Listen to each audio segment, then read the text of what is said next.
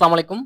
গুচ্ছ ভর্তি 2024-25 সেশনে আমাদের কিন্তু চূড়ান্ত ভর্তির তারিখ কিন্তু আজকে লাস্ট ডেট 7 আগস্ট। আজকে কিন্তু চূড়ান্ত ভর্তি কমপ্লিট। তো আমাদের এতদিন ধরে যে দাবি ছিল ওইটা মোটামুটি বলতে গেলে ওইটা আপডেট যেটা আমরা পেয়েছি সেটা হলো আমাদের সামনে মাইগ্রেশন হবে অথবা ষষ্ঠ মেরিটও দিতে পারে। এই জন্য বলবো যে যারা ভর্তি হয়েছে তাদের জন্য এটা সুখবর।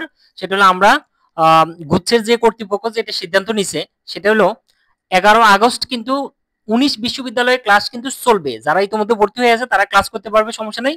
11 আগস্ট থেকে ক্লাস রেগুলার চলবে। পাশাপাশি যে কার্যক্রমটা থাকবে সেটা হলো আমাদের 10 আগস্ট একটা মিটিং হবে। ওই মিটিং এ চূড়ান্তভাবে সিদ্ধান্ত দিবে যে ষষ্ঠ মেরিট দিবে না মাইগ্রেশন দিবে। অর্থাৎ আমরা একটা মাইগ্রেশন পেতে যাচ্ছি, কারণ ষষ্ঠ মেরিট দিলেও কিন্তু মাইগ্রেশন দিতেই হবে। তো সেক্ষেত্রে মাইগ্রেশন যদি দেয় তাহলে আমাদের মাইগ্রেশন দেওয়ার সাথে সাথে অনেকেই কিন্তু সাবজেক্ট পেয়ে যাবে। তো সেক্ষেত্রে যারা সাবজেক্ট পরিবর্তন হবে আবার নতুন করে ওয়েটিং থেকে কেউ সাবজেক্টও পাবে।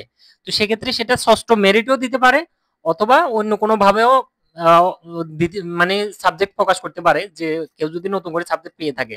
তো এক্ষেত্রে আমাদের আরেকটা জিনিস যেটা সেটা হলো আমরা গণবিজ্ঞপ্তির যে অপশনটা সেটা তাহলে একটু পরে হচ্ছে। অর্থাৎ এরপর আমরা যেটা জানছিলাম যে 11 আগস্ট থেকে যদি ক্লাস শুরু হয়ে যায় তাহলে প্রত্যেকটা বিশ্ববিদ্যালয়ে আলাদা আলাদা ভাবে তাদের আসন যদি খালি থাকে তাহলে সেক্ষেত্রে গণবিজ্ঞপ্তি দিবে। তো এখন যেটা আপডেট আমরা জানতে পারছি সেটা হলো 11 আগস্ট থেকে ক্লাস শুরু হবে। ক্লাসের পাশাপাশি আমাদের গণবিজ্ঞপ্তি এখন হবে না, আরো দেরি হবে। পাশাপাশি আমাদের যেটা কার্যক্রম থাকবে সেটা হলো মাইগ্রেশন।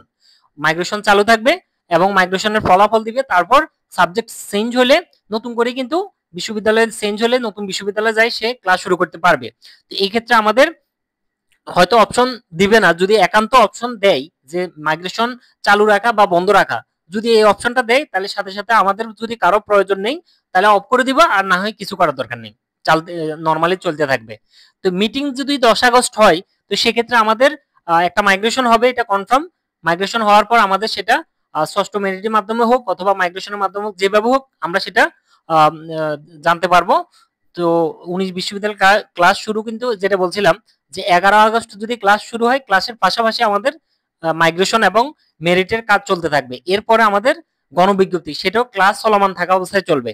আর ওয়েবসাইটে যদি আমরা কোনো কিছু দেখতে চাই তাহলে সেক্ষেত্রে জিএসটি অ্যাডমিশন লিখি গুগলে সার্চ দিলে হবে, অথবা https://gstadmission.ac.bd এটা লিখে কিন্তু আমরা সার্চ দিলে সরাসরি আমরা গুচ্ছের ওয়েবসাইটে ঢুকবো। ওখান থেকে আমরা বিস্তারিত তথ্য যে কোনো যা কিছু দরকার হয় সবকিছু জানতে পারবো। এই ছিল আমাদের গুচ্ছের আপডেট। তো নেক্সট সপ্তাহে আমরা ভালো একটা আপডেট পাবো, এরপর ইনশাল্লাহ সেটা জানাবো। সবাই ভালো থাকবেন, ধন্যবাদ, আসসালামু আলাইকুম।